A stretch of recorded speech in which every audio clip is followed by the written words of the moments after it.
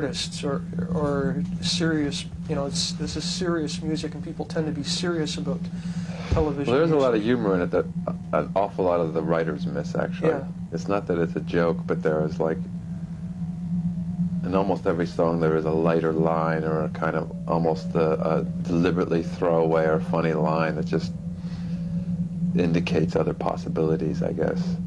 But I think the fans don't see it or even don't hear it that way. To them it's just a rock thing. It's like the two guitars, bass and drums. It's a kind of classic format. And it's also a format, actually it's a little bit back now because of the Seattle bands, there tend to be two guitars in these, but they both tend to play the same things, I've noticed, this kind of whacking away at the chord thing up and down the neck. You don't have a lot of exploration going on with them. And likewise in the 80s it seemed to be a lot of single guitar bands like REM and U2, where you had a kind of pared down thing going on, I think. Well, speaking of the guitar thing, that is, I guess, the signature of television is the distinctive interaction and dynamics between your playing and Richard's playing. What do you each bring to that stylistically, and what happens when it sort of comes together? Well, it doesn't, very rarely comes together. Most of it's rehearsing and hashing things out, and I tend to come in with a song, meaning a melody and a lyric, and something to sing, and then which sort of dictates a chord structure. But I tend not to like just to hear a guy strumming chords, so then it's down to making up parts that add something to it while not cluttering it. So it's a lot of rehearsal, and it's a lot of sometimes Richard will play a part or a rhythmic figure or something.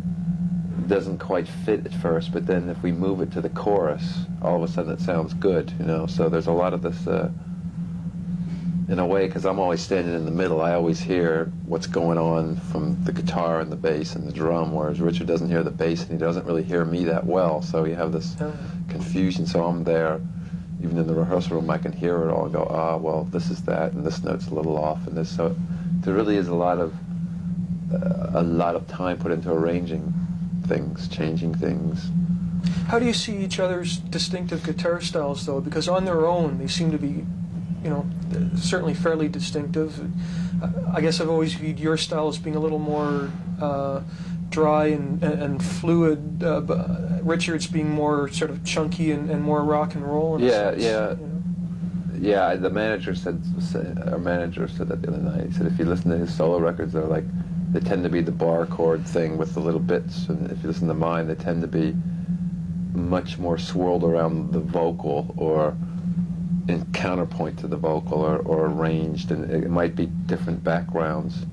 Because we were talking the other day, and he came out of, I think his main introduction to music was rock and roll guitar players or blues buddy guy or Jeff Beck, for instance, in the late 60s, and with me I was taking piano when I was a kid, so I really loved classical music for years, and then when I was 11 I got into saxophone and just liked nothing but jazz for like 5 years, and I really didn't even like guitar for years. I thought in jazz I thought guitar was the wimp instrument. It was always sort of playing these smushy chords under it. I thought, yuck, But then I think I heard the Five Live Yardbirds record, and this was real special for me, because this was like rhythmically really ferocious, which not akin in any way to a Coltrane record, but at least it had this drive to it that got me interested in guitar.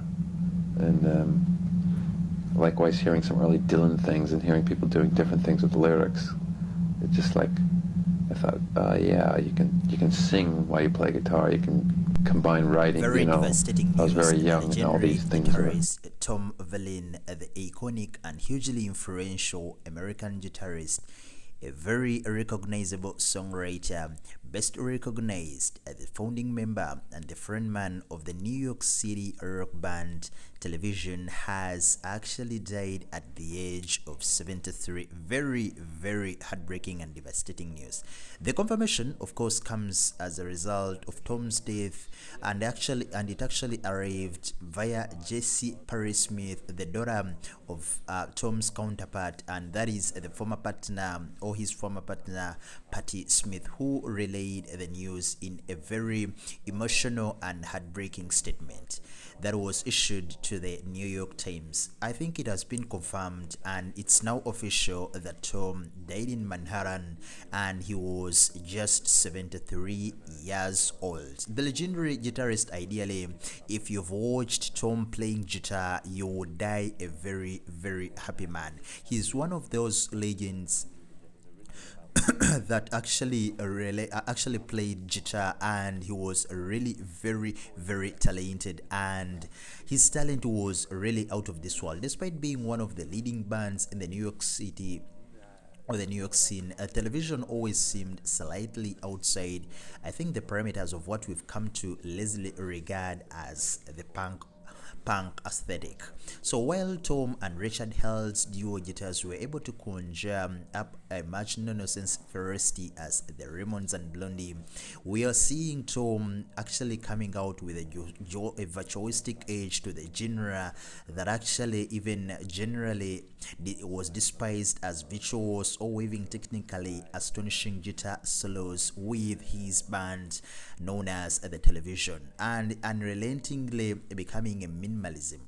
Control of tone was always one of Tom's greatest strength. His talent, his charisma, such a very, very great and humble man. And as a guitarist, it was the thing to which he was perhaps the most attentive. In one of the interviews, by the way, he's even said, "I can't sing with a shit guitar. I can't sing with a guitar that's not good. I can't sing with a guitar that's not actually bringing out the sound I really like." And he further still said in one of the interviews, I think that was back in around 1998, that as a result, I'm spending a lot of time manipulating the tone, the settings on my guitar, and I just find everything kind of temperamental and problematic because all the equipment is too old.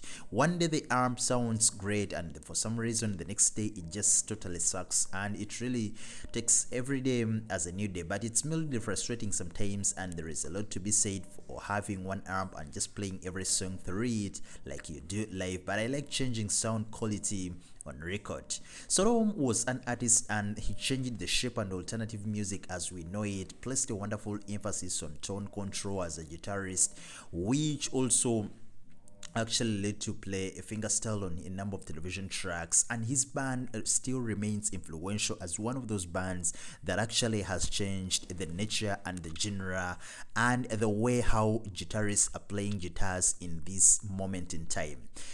We are sending our deepest condolences to the family, sympathies to the family, because we all know they're going through a very tough time, and the funeral details of the homegoing service and the celebration of life, of course, we'll be bringing you all those updates here at Dictor Media. R.I.P. Tom.